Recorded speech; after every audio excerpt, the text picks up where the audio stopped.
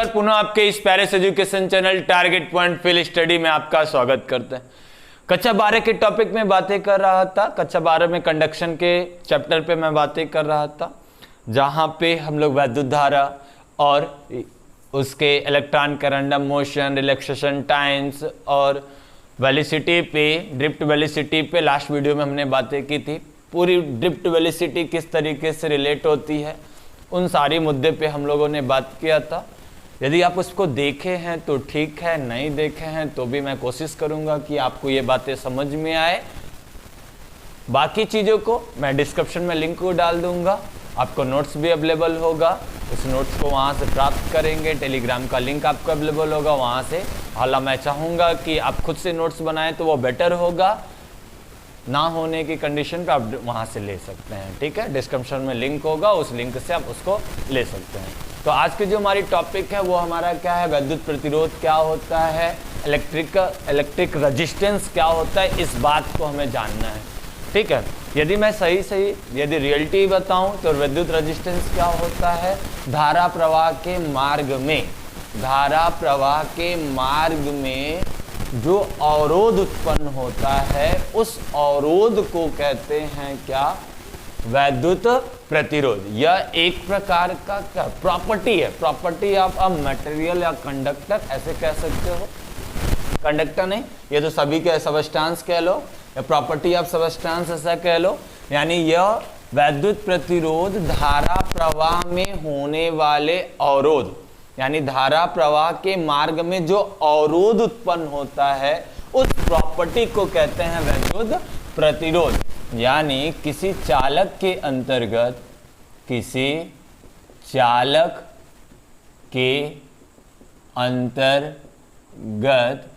धारा प्रवाह के मार्ग में उत्पन्न अवरोध को वैद्युत प्रतिरोध कहते हैं, वैद्युत प्रतिरोध कहते हैं। ठीक है, तो ये इसका रियल डेफिनेशन होता है, जिसे लिख लो, जिसे आर से दिखाते हैं, आर से प्रदर्शित करते हैं। रियल डेफिनेशन इसका यही है। ठीक है, तो यहां इसको हम लोग आर से दिखाते हैं। हालांकि ये किस तरीके का अवरोध उत्पन्न करता है, तो इसको सेकेंडरी लैंग्वेज में हम लोग ऐसे भी कहते हैं कि एक कंडक्टर लेते हैं और इस कंडक्टर के अक्रॉस हम एक सेल को जोड़ देते हैं ना, कंडक्टर के अक्रॉस एक सेल को जोड़ देंगे, ये पॉजिटिव या निगेटिव, तो इसका मतलब यहाँ पॉजिटिव और यहाँ पे क्या हो जाएगा, नेगेटिव। तो इस कंडक्टर के सिरों पे पोटेंशियल डिफरेंट मिलने लगेगा और इस पोटेंशियल डिफरेंट के कारण इसमें क्या हो जाएगा, धारा का प्रवाह होने लगेगा। जब धारा इधर बहेगी तो ये इलेक्ट्रॉन्स इसमें कहाँ करेंगे, इस तरीके, फिर इलेक्ट्रॉन इधर मूव करने लगेंगे। ठीक है, और धारा का प्रवाह कहाँ हो रहा है, इस कंडीशन पे। तो इस कंडीशन पे जो प्रतिरोध होगा वो होगा क्या, इनके सिरों पे उत्पन्न विभवांतर और इनमें बहने वाली धारा के अनुपात के बराबर होता है, यानी रेजिस्टेंस और रेशियो ऑफ क्या हो जाएगा, पोटेंशियल डिफरेंट एंड क्या हो जाएगा, करंट। तो रियल डेफिनेशन तो ये ऑलवेज ट्रू, ये आपका क्या है, हमेशा के लिए सही है, ऑलवेज ट्रू ना। ये कुछ मिलता जुलता ओम्स लॉ की तरह है, लोग कह देते हैं, या आप लोगों ने पढ़ा भी है इस तरीके का कि ओम का नियम है, अर्थात ऐसी चीजें है ही नहीं। ओम का मैं अभी नियम लेके आऊंगा, आने वाले अपकमिंग वीडियो में मैं ओम के नियम पे चर्चा करूंगा। तो ये ओम नहीं है सबसे पहले, क्योंकि ओम के अंतर्गत, क्योंकि ओम ने क्या कहा था, जो ओम्स लॉ है उसमें उन्होंने कहा था V directly proportional to I और V equal to R into I, जहां R उन्होंने क्या लिया था, कांस्टेंट लिया था, जबकि ऐसा यहाँ नहीं है। तो ये इन्होंने जो ड्रा किया था, जिस R को उन्होंने लिया था वो कांस्टेंट के लिए लिया था। किसके लिया था, कांस्टेंट के लिए, जो ऑलवेज ट्रू नहीं है, जो हमेशा सही नहीं होगा। सही कब, हमेशा सही होने के लिए केवल ये होगा, हमेशा सही क्या होगा, आर बराबर बी बाई आई। तो ये कॉन्सेप्ट मैं आगे लेके आऊंगा, तो अभी आप इससे इसको जोड़िएगा नहीं। ये आर अलग, ये आर अलग है, दोनों वैद्युत प्रतिरोधी, बट यह प्रतिरोध यहाँ कांस्टेंट है और ये प्रतिरोध यहाँ वेरिएबल है। यहाँ यह प्रतिरोध कैसा है, वेरिएबल है। अब किस तरीके से वेरिएबल है, किस तरीके से वेरी कर रहा है, उन सब चीजों को, तो इसको इससे नहीं जोड़िएगा ना, ओम्स लॉ मैं लेके आऊंगा। सीधा सा बात जानिए, वैद्युत प्रतिरोध क्या है। वैद्युत प्रतिरोध किसी चालक के अंतर्गत धारा प्रवाह के मार्ग में जो अवरोध उत्पन्न होता है उसे कहते हैं वैद्युत प्रतिरोध, जिसको आर से दिखाते हैं। ठीक है, इसको दूसरी भाषा में हम कुछ ऐसा भी कह लेते हैं कि एक कंडक्टर लेते हैं और इस कंडक्टर के अक्रॉस हम एक सेल को जोड़ देते हैं, जिससे उसके सिरों पे पोटेंशियल मिलने लगता है और पोटेंशियल डिफरेंट उत्पन्न होगा, जिसके कारण उसमें धारा का प्रवाह हो जाता है। और यह धारा का प्रवाह, यही धारा का प्रवाह, तो यहाँ पे जो हमें रेजिस्टेंस मिलेगा वो इनके पोटेंशियल डिफरेंट और करंट के रेशियो के क्या होगा, बराबर होगा। हालांकि ये दिखने में कुछ इस तरीके का है ओम्स के लॉ के अनुसार, लेकिन ऐसा कुछ नहीं है। अभी मैं उसके साथ नहीं बात करने वाला, अपकमिंग वीडियो में मैं इन पे बातें करूंगा, तो इसलिए आप इसको जोड़िएगा नहीं। ठीक है, तो आर, बाकी आर पे बातें कर ले, तो आर बराबर, यदि मैं इनके मात्रक पे आपसे बातें करूं तो मात्रक क्या है हमारे पास, वोल्ट हो जाएगा, इसका हो जाएगा वोल्ट, और इसका हो जाएगा आई का एम्पियर।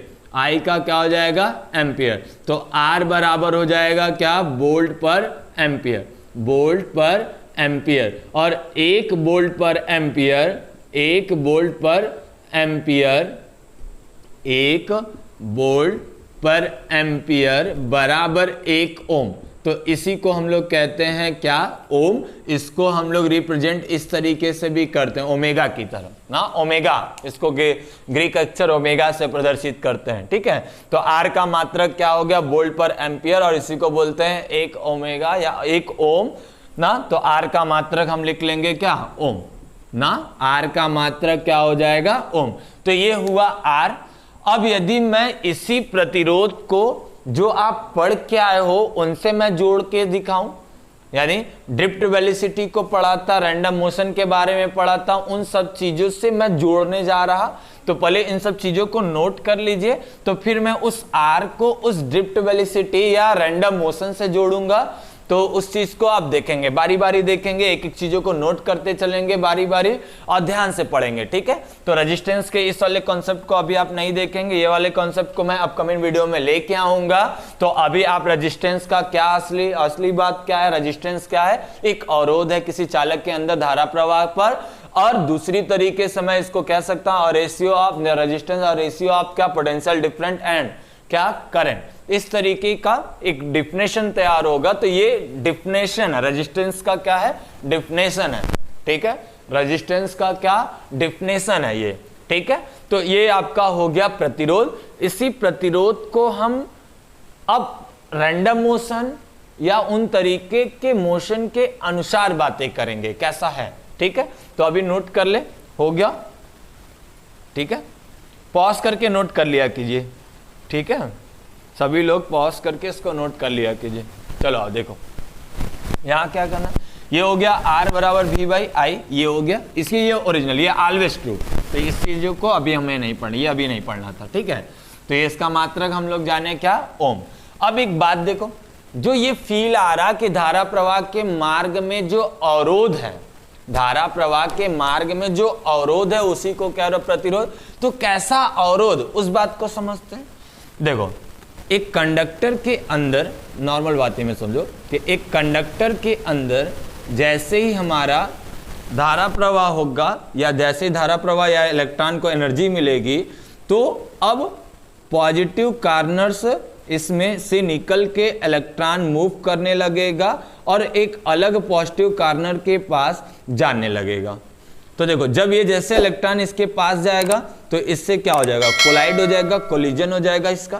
देखो, जैसे इलेक्ट्रॉन यहां से निकला, इससे धड़ाम से टकराया ना, तो ये इससे टकराया, फिर ये इलेक्ट्रॉन इससे टकराया, तो ये पॉजिटिव कार्नर से जाके टकरा जाएगा। तो इलेक्ट्रॉन को जो यहाँ जो वेग, एनर्जी वाली जो वेग मिलती है उसको अब तापी वेग बोले थे, जो था 10⁵ मीटर पर सेकेंड। और जैसे ही ये इससे टकराता है यानी यहाँ पे एक इलेक्ट्रॉन ले लो और ये इलेक्ट्रॉन यहाँ से जा रहा है, यहाँ टकरा रहा है, यानी एक सीधी सी बात समझो ऐसे नॉर्मल वे में, एक इलेक्ट्रॉन यहाँ पे आया, इससे टकराया, फिर इससे जाके इससे टकराया, तो ये जो टकरा रहा है, तो जब टकराएगा तो उस कंडीशन पे क्या हो जाएगा, इसकी वेलोसिटी ड्रॉप हो जाएगी, गिर जाएगी, यानी कम हो जाएगा। तो यही जो अवरोध उत्पन्न हो रहा है, यह जो अवरोध उत्पन्न हो रहा है, उस अवरोध को ही कहते हैं हम लोग क्या, प्रतिरोध। जैसे इलेक्ट्रॉन मूव करके आगे बढ़ा, फील आ रहा होगा, हम लोगों ने इस पे अच्छे से बातें की है लास्ट वीडियो में ना। तो इस कंडीशन पे जैसे ये निकला, इलेक्ट्रॉन मूव करके आया और पॉजिटिव कॉर्नर से जाके टकरा गया, पॉजिटिव कॉर्नर से टकराया जिससे उसकी स्पीड कम हो गई। जो स्पीड कम हुई, जो अवरोध उत्पन्न आया, उसी अवरोध को कह रहे हो प्रतिरोध। अब प्रॉपर्टी ऑफ मटेरियल कह सकते हो ना, property of matter, resistance of property of material ना, मटेरियल या ऐसे भी कह सकते हो प्रॉपर्टी ऑफ मटेरियल, या फिर हम टेम्परेचर इस सब्सटेंस के लिए कह सकते हो। ठीक है, तो अब एक चीज और, छोटी चीजों को और मैं आपको याद दिलाते चलूं कि जब ये इलेक्ट्रॉन इससे आके टकराता है, फिर टकराने के बाद इससे जाके टकराता है, तो कुछ जब इससे आके टकराया तो ये थोड़ा सा रेस्ट पे आ जाता है, फिर ये रेस्ट से फिर ये चलना, जो रेस्ट पे आ रहा है ना, रेस्ट के आने के बाद फिर गति प्रदान कर रहा है जिससे टकरा रहा है, तो यहां जो टाइम लग रहा है उसको बोलते हैं रिलैक्सेशन टाइम, श्रांति काल। और यहां जो वेग मिल रहा है उसको बोलते हैं तापीय वेग। और इसी तरीके से फिर क्या करता है, रैंडम मोशन करते हुए फिर धीरे धीरे इलेक्ट्रॉन आगे की तरफ बढ़ता है, उसको बोलते हैं अनुगमन वेग या ड्रिफ्ट वेलोसिटी, हम लोगों ने उससे कहा था। उसी चीज को हम रिलेट यहां करने जा रहे हैं, ध्यान दीजिएगा। ठीक है, तो अवरोध क्या आया, फील आया कि अवरोध क्या है, जब इलेक्ट्रॉन निकल के पॉजिटिव कॉर्नर से टकरा रहे हैं तो उसकी स्पीड घट जा रही है, उसकी स्पीड क्या हो जा रही है, घट जा रही है। तो वो जो अवरोध उत्पन्न हुआ उसी को कह रहे हो प्रतिरोध। ठीक है, तो आइए हम उस चीज को जोड़ते हैं, उसी चीज से उसको जोड़ते हैं। तो चलो आओ देखो, यदि मैं उस चीज को दिखाऊं आपको, तो देखो ये इलेक्ट्रॉन, ये पॉजिटिव कॉर्नर, अब जैसे इलेक्ट्रॉन यहां से मूव करके आया, इस पॉजिटिव कॉर्नर से जाके टकरा रहा है ना, अब ये आके इनसे टकराएगा, जिनकी स्पीड क्या हो जाएगी, गिर जाएगी। तो इस कंडीशन पे देखो इसमें धारा बहने लगेगी, तो जो धारा बही थी, ऐसा होने पे जो करंट बहा था वो हम लोगों ने निकाला था I बराबर V ना, I बराबर क्या निकाला था, V ना।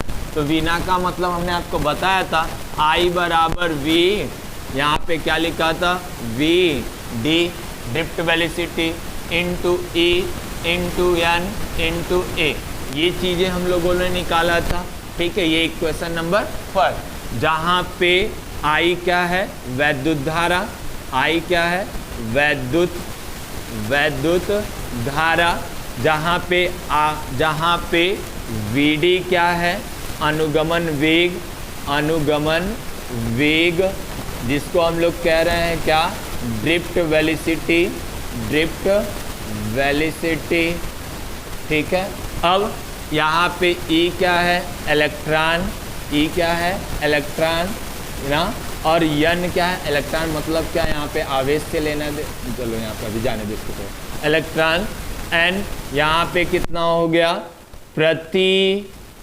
प्रति एकांक आयतन में इलेक्ट्रॉन की संख्या, और A क्या है, क्षेत्रफल, इस क्रॉस सेक्शनल एरिया का, कंडक्टर का अनुप्रस्थ काट का क्षेत्रफल, ये अनुप्रस्थ काट का क्षेत्रफल। चलो अब इस बात को समझो, ये अनुप्रस्थ काट का क्षेत्रफल, I क्या है, वैद्युत धारा, VD क्या है, अनुगमन वेग, ड्रिफ्ट वेलोसिटी। अब ड्रिफ्ट वेलोसिटी के बारे में हम लोगों ने पढ़ा है क्या, ड्रिफ्ट वेलोसिटी के बारे में हम लोगों ने लास्ट टाइम में हमने एक एक्सप्रेशन निकाला था, जो हम लोगों ने बातें की थी, VD इक्वल टू E, फिर क्या V अपॉन में क्या ml, और ये टाउ का क्या एवरेज, ये था। तो ये बातें हम लोगों ने निकाला था, ये क्वेश्चन नंबर 2। तो अब बात को समझो, बारी बारी बात को समझते हैं हम लोग।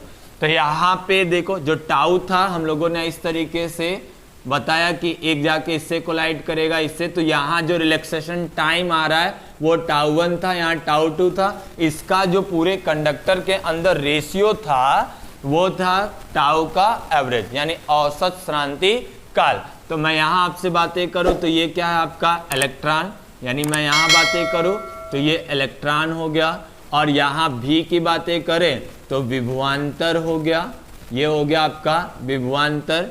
और m की बात करें तो इलेक्ट्रॉन का मास यानी इलेक्ट्रॉन का द्रव्यमान है, इलेक्ट्रॉन का क्या हो गया द्रव्यमान। और L की बात करें तो इस चालक की क्या है लंबाई है, तो इस चालक की हम लोग क्या चालक कंडक्टर की लेंथ ऑफ कंडक्टर, तो चालक की क्या लंबाई है, ठीक है। और यदि टाउ एवरेज की मैं बातें आपसे करूं तो औसत श्रांति काल, औसत श्रांति काल, ठीक है। तो यानी ये आपका है। तो इन सब चीज़ों को ध्यान में रखते हुए यदि मैं आपसे बातें करूं तो ये देखो समीकरण नंबर 1 में VD का मान रखने पर आइए रखते हैं।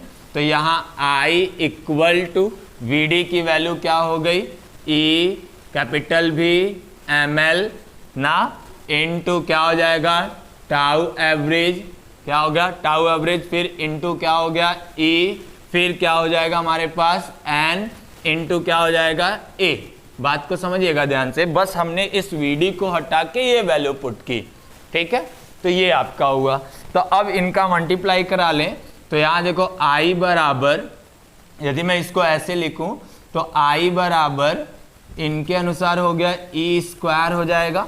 यदि मैं कहूं तो ये आपका हो जाएगा E स्क्वायर, और ये हो जाएगा क्या N इंटू A, और देखो E square N into A ना, और ये हो जाएगा टाउ का एवरेज इंटू भी अपॉन में नीचे क्या हमारे पास है ml, नीचे क्या हमारे पास ml। अब इस बात को समझो अच्छे से, यहाँ पे मैं इनको इधर भेज रहा हूँ तो यानी यहाँ भी है इसके बटे में, तो ये भी बटे I, तो ये जब इसको इधर भेजा तो ये इधर आएगा, ये आपका हो गया ml, और ये आपका हो जाएगा क्या, इसको देखो तो ये हो जाएगा क्या NE स्क्वायर, NE देखो NE स्क्वायर टाउ का एवरेज इनटू क्या हो गया A। तो अब देखो इसको ध्यान दो, तो यही तो हमारा रेजिस्टेंस निकाला था ना, रेजिस्टेंस ऑफ रेशियो, रेजिस्टेंस क्या था और रेशियो ऑफ क्या पोटेंशियल डिफरेंस अपॉन में करंट। तो यहाँ पे क्या हो जाएगा, इसी को हम लोग लिख लेंगे R, तो R बराबर मिला ml अपॉन में NE स्क्वायर टाउ का एवरेज इनटू क्या मिला A। तो अब तू पूरे एक्सप्रेशन को ध्यान से देखो तो R as a variable, R हमारा क्या है वेरिएबल, जो ओम्स यूज कर रहा था R को यूज किया था वो R कांस्टेंट के लिए यूज किया था। R हमारा इस एक्सप्रेशन से पता चला कि R डिपेंड ऑन क्या LAMNE टाउ एवरेज, ठीक है। तो जहाँ पे मैं इन फॉर्मूले का विवरण लिखूं, पहले इसको नोट कर लीजिए तो फिर हम उससे आगे बातें करें। नोट करिए, चलिए देखते हैं। तो देखो ये R हमारा निकला, तो ये प्रतिरोध निकला वैद्युत प्रतिरोध। तो वैद्युत प्रतिरोध को ध्यान से देखो तो ये रेजिस्टेंस डिपेंड ऑन क्या MLNE टाउ एवरेज, इस तरीके की चीजों पर डिपेंड कर रहा है ना, इस तरीके के चीजों पर डिपेंड कर रहा है, जिसको हम इन सभी चीजों को कह सकते हैं, इन सारी चीजों को कह सकते हैं। यानी इन सारी चीजों का मतलब इधर का हो गया तो मिटा दे, चलो अब मिटाते हैं। अब यदि मैं इन चीजों को यदि मैं दोबारा से कहूं, यदि यहां मैं बातें लिखूं तो जो R आपका है वो R बराबर आपने निकाला क्या M इंटू L अपॉन में क्या निकाला NE स्क्वायर टाउ का क्या एवरेज इनटू A, जहां पे m क्या है मास ऑफ इलेक्ट्रॉन यानी इलेक्ट्रॉन का मास, इलेक्ट्रॉन का द्रव्यमान, इलेक्ट्रॉन का द्रव्यमान, जहां पे L क्या है चालक की लंबाई, चालक की लंबाई। ध्यान दीजिएगा, एक एक चीज को ध्यान से लिखो। N जहां पे 1 मीटर क्यूब ना, 1 मीटर क्यूब, यानी हम इसको लिख सकते हैं प्रति एकांक आयतन पर, प्रति एकांक आयतन पर इलेक्ट्रॉन की संख्या, इलेक्ट्रॉन की संख्या, ध्यान दीजिएगा ठीक है। अब क्योंकि इलेक्ट्रॉन की संख्या यानी इसका इस कंडक्टर का इतना छोटा सा भाग, ठीक है। अब N हो गया, E क्या है हमारे पास, इलेक्ट्रॉन है, E क्या है हमारे पास, इलेक्ट्रॉन।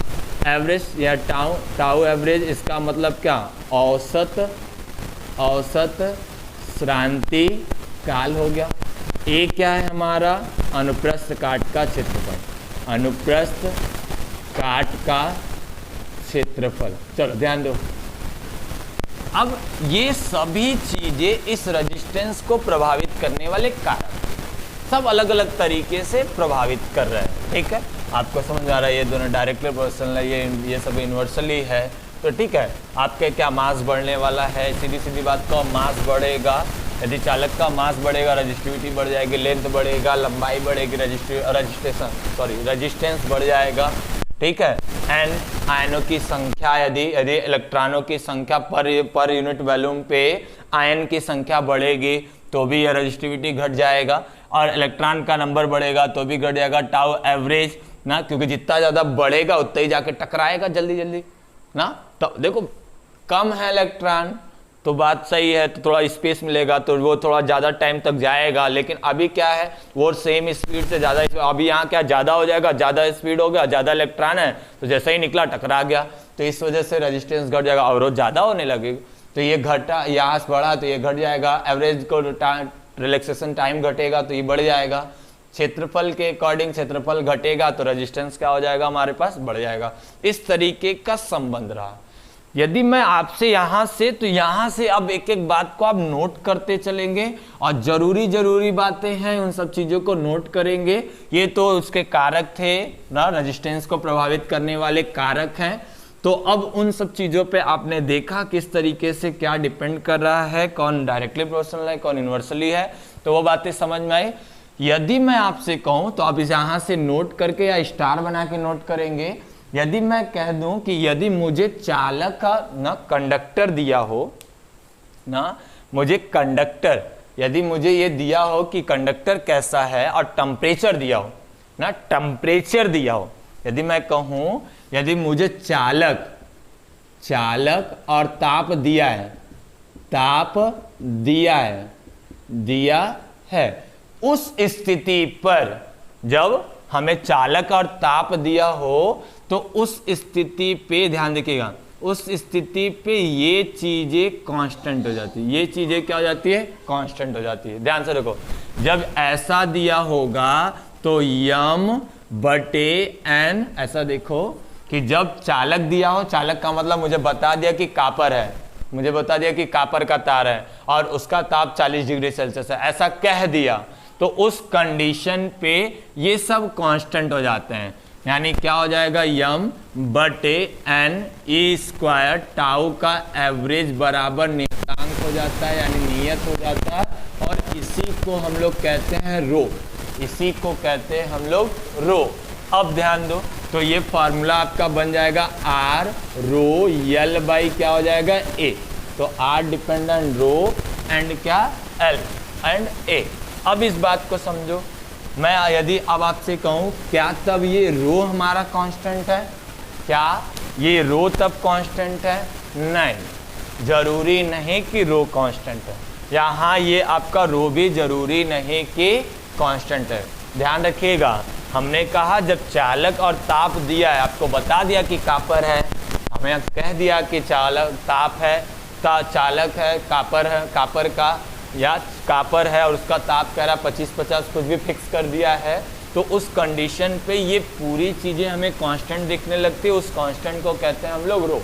तो क्या ये चीज़, ये क्या यह प्रतिरोध, ये प्रतिरोधकता रो, जिसको हम लोग कहते हैं प्रतिरोधकता ना, रजिस्टिविटी, प्रतिरोधकता, रोधकता, ठीक है, रजिस्टिविटी जिसको हम लोग कहते हैं रजिस्टिविटी। तो R बराबर rho into L by A, R बराबर rho into L by A. मैं आपसे पूछा क्या ये प्रतिरोधकता कांस्टेंट है, नहीं ना, जरूरी नहीं कि यह कांस्टेंट होगा। क्यों कांस्टेंट नहीं है, इस बात को समझते हैं।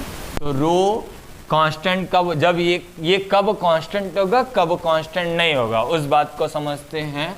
तो दूसरा सबसे इंपॉर्टेंट फैक्ट, रो नियत नहीं है, नियत नहीं है। कब नहीं है, देखो अब बात को समझो ध्यान से। मैंने कहा यदि इस कंडक्टर का मास बढ़ जाए, यदि इस कंडक्टर का मास बढ़ जाए या घट जाए तो इसके रो पे नहीं, क्योंकि रो, देखो रो क्या है, रो डिपेंड ऑन, सीधी सी बात समझो, रो डिपेंड ऑन, देखो मास बढ़ने से इलेक्ट्रॉन का मास बढ़ेगा, इस रेजिस्टेंस से कोई, इस रेजिस्टिविटी से कोई मतलब नहीं, प्रतिरोधकता ये, इससे कोई फर्क पड़ेगा नहीं, इसका मास बढ़ जाए ना, इसका मास बढ़ जाए कोई फर्क नहीं पड़ेगा। चालक की लंबाई बढ़ जाए कोई फर्क नहीं पड़ेगा, दिख रहा है कि रो इस पे डिपेंड नहीं कर रहा। एंड प्रति एकांक इलेक्ट्रॉनों की संख्या, हाँ जब ये बढ़ेगा तब आपकी रेजिस्टिविटी पे फर्क पड़ेगा। अब इस कंडीशन पे देखो वेरिएबल हो गया ये, अब इस कंडीशन पे रो हमारा क्या हो गया, वेरिएबल हो गया, यानी रेजिस्टिविटी वेरिएबल हो गई। इसलिए कब बढ़ने का मतलब, मान लो इलेक्ट्रॉन्स अब बहुत सारे आयंस में टूटने लगे, ऐसा कब होगा, जब हम टेम्परेचर बढ़ा देंगे, यानी जब हम टेम्परेचर, जैसे ही कंडक्टर का टेम्परेचर बढ़ेगा, बात को समझो, जैसे ही टेम्परेचर का या चालक का, तो जैसे ही चालक का ताप बढ़ेगा, चालक का क्या बढ़ेगा, ताप बढ़ेगा, समझो चालक का ताप बढ़ेगा,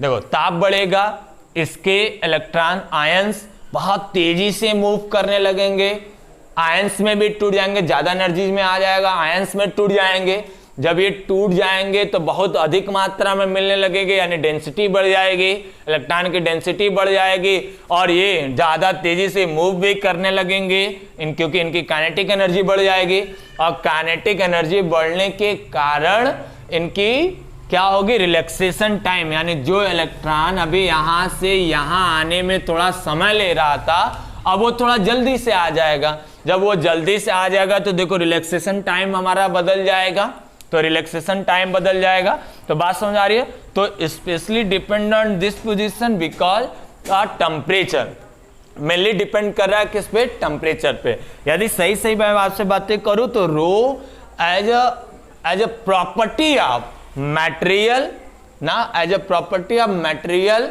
या कंडक्टर, या लिख सकते हो सीधी सी बात कि ये मटेरियल का एक प्रॉपर्टी है ना, ये मटेरियल की एक प्रॉपर्टी है। बात समझ में आ रही है। तो ये देखो रो वेरिएबल हो सकता भी है और नहीं भी हो सकता, अर्थात मैक्सिमम जो आपको मिलने वाला है वो आपका क्या होगा, वेरिएबल होगा, क्योंकि टेम्परेचर बढ़ के मिलने वाला है, अदरवाइज सब कुछ मिलके बढ़ के मिलने वाले हैं, तो इस तरीके से ये वेरिएबल नहीं कहोगे। तो यहां से मैं आपसे बातें करूं तो इन कंडीशन को रो का है, तो रो बराबर क्या हो जाएगा, m अपॉन में n e स्क्वायर टाउ का क्या हो गया, एवरेज। तो ये हो गया रो का फार्मूला, ये आपका हो गया रो का फार्मूला। तो अब आपको दिख रहा होगा कि rho depend on m n e tau का एवरेज ना, इन सब चीजों पे। तो मेनली डिपेंड कर रहा है इन दोनों पे, क्योंकि टेम्परेचर बढ़ेगा ना, टेम्परेचर बढ़ेगा तो आयंस बढ़ेंगे, पर यूनिट वॉल्यूम पे आयंस की संख्या बढ़ेगी, तो आयन की संख्या बढ़ेगी तो डेंसिटी बढ़ेगा, और डेंसिटी बढ़ेगा तो फिर ऑटोमेटिक शांति काल क्या हो जाएगा, कम हो जाएगा। जो एक कण से यहाँ जाने में जो समय लग रहा था वो थोड़ा ना जल्दी जाके टकराएंगे, तो ये केसेस आने लगेगा ना। तो इतनी बातें पहले नोट करो, तो फिर इस पे मैं और डिस्कशन कर लूँ थोड़ा सा, फिर आगे की तरफ चलेंगे। ठीक है, नोट करिए।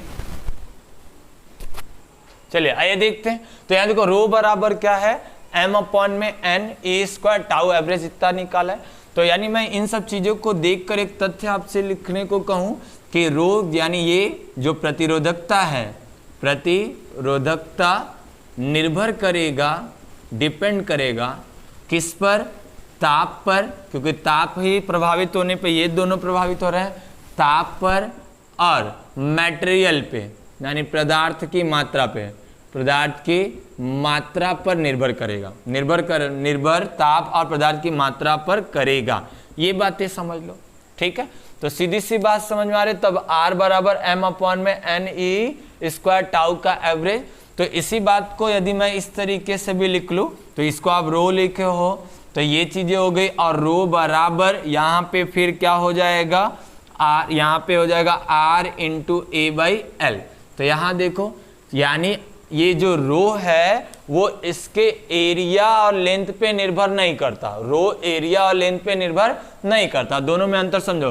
ये R जो है वो L और A के साथ इन सभी पे निर्भर कर रहा है, क्योंकि R डिपेंड करेगा उसके ना मटेरियल पे, ना रो पे डिपेंड कर रहा है, यानी R पे R, ये जो R है प्रतिरोध है, वो चालक के इस वाले प्रॉपर्टी पे, प्रतिरोधकता पे, कैसी रजिस्टिविटी उसकी है उस पे डिपेंड कर रहा है, साथ ही उसके लेंथ पे और उसके एरिया पे निर्भर कर रहा है। परंतु ये रो इस पे निर्भर नहीं कर रहा, क्योंकि उसकी साइज और उसके लेंथ कुछ भी हो उसको उससे फर्क पड़ने वाला नहीं। मैं एक कापर का वायर जैसे दे, मैं एक कापर दिया, कापर से आप स्फीयर बना लो, क्यूब बना लो, स्क्वायर बना लो, कुछ भी बना लो, तो उसकी मटेरियल पदार्थ की मात्रा वो वैसे ही रहेगी, वो कापर ही है।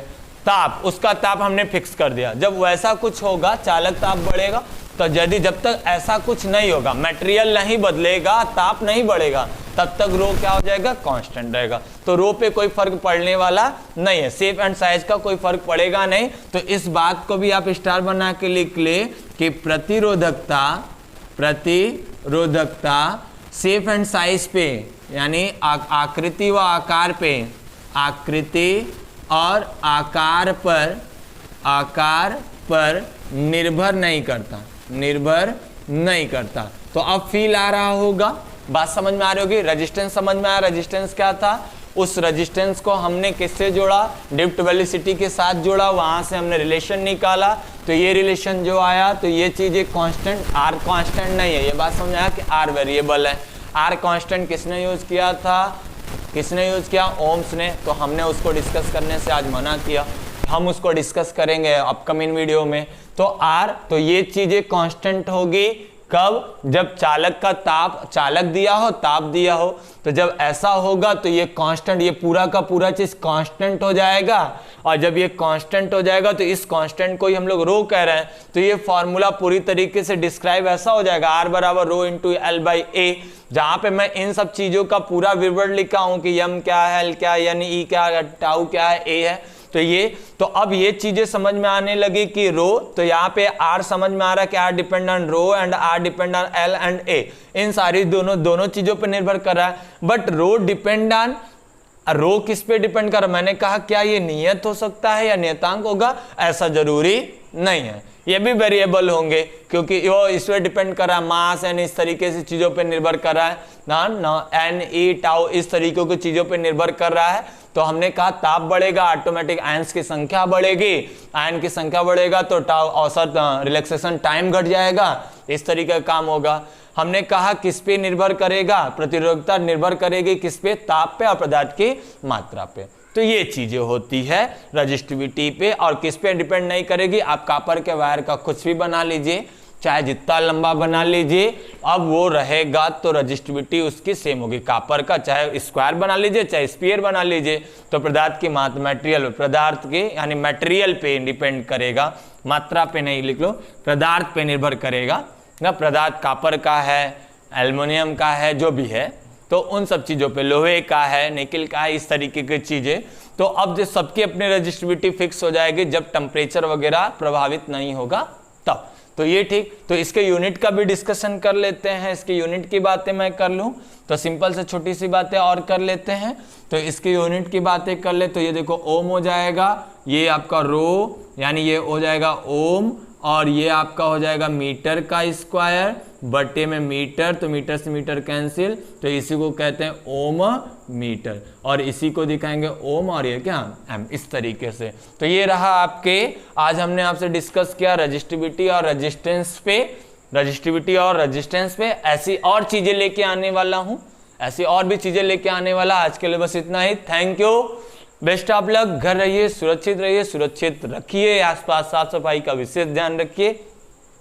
आज से आपको हमारे चैनल पर नोट्स भी प्रोवाइड हो जाएगा, नोट्स आप ले सकते हैं, जितना मैंने अभी पढ़ा है, ये चैप्टर अभी चल रहा है, तो इस चैप्टर को छोड़ के इसके पहले के सारे वीडियो अब सारे नोट्स आपको मिल जाएंगे।